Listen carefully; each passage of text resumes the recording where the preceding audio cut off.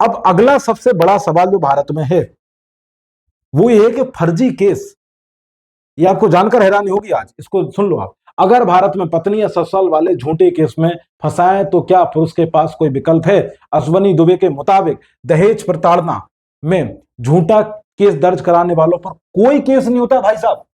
ये खतरनाक समस्या है। मान लो मेरे पर किसी ने आरोप लगाया इसका, दहेज प्रताड़ना का, और अब मेरे को भी साबित करना, देखना प्रूफ ऑफ बर्डन मेरे पे रहेगा।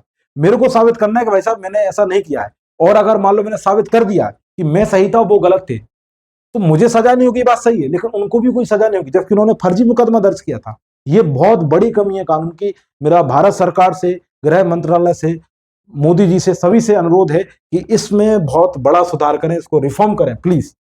इस कमी का सभी फायदा उठा रहे हैं, उन पर कोई कानून नहीं बनता है, कोई उनको सजा नहीं मिलेगी, घिसटते रहो, मरते रहो।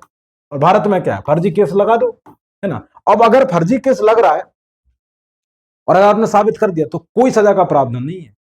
और इसी कारण क्या होते हैं, किसी बाबा को पकड़ के क्या करते हैं, रेप का चार्ज लगा देते हैं। किसी बड़े पॉलिटिशियन को लिया, रेप का चार्ज लगा दिया।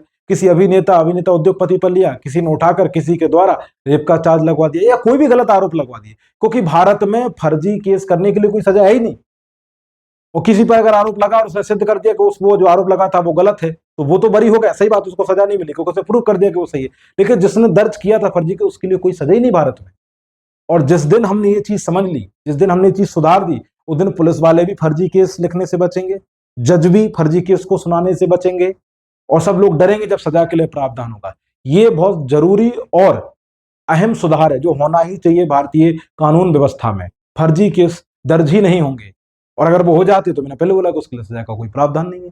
तो आशा करते हैं कि आज की क्लास कंटेंट आपको पसंद आया होगा। अगर ऐसा है तो लाइक, सब्सक्राइब, शेयर कर दीजिए। क्या